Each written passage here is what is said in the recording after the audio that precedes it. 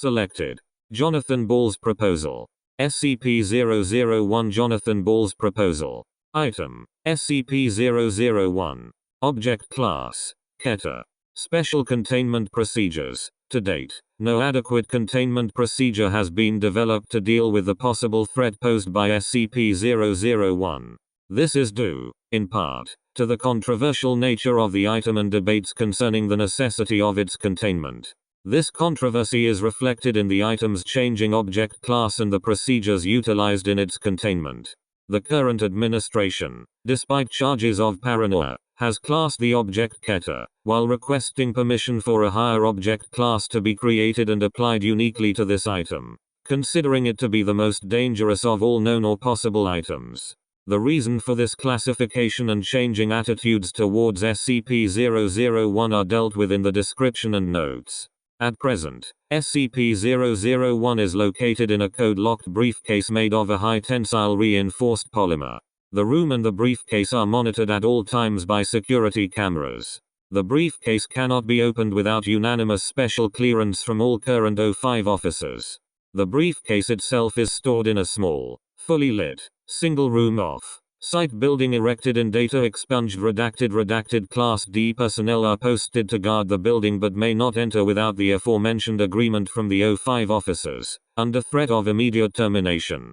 This off-site building exists for the sole purpose of housing SCP-001 and is wired for detonation in an emergency. It is the opinion of the current administration that SCP-001 represents the greatest threat to national and global security known to exist. Nevertheless, due to special circumstances regarding its mode of function, further research on the item is disallowed, despite its promotion in the past, when SCP-001 was contained in minimum security conditions. Description: SCP-001 is a simple sheaf of papers, stapled together in the top left corner. The top sheet is a covering sheet reading simply, "Confidential report on special items, classified." The number of subsequent papers stapled to this covering sheet is indeterminate, and have ranged from 3 to 30.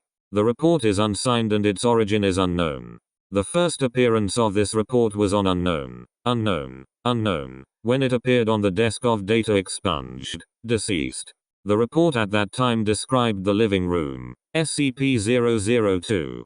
Shortly after reading the report with incredulity, Redacted was contacted by phone regarding said item. The next time Data Expunged perused SCP-001, it described not the living room but biological motherboard, SCP-003. Redacted immediately closed SCP-001, thinking it was a different report, and searched for the original report on SCP-002.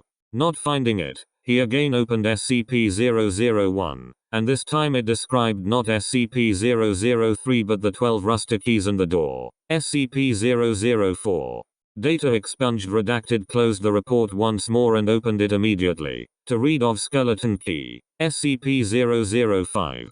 It is not known what the next actions of Data Expunged Redacted might have been. At varying times following this incident, the aforementioned items were discovered.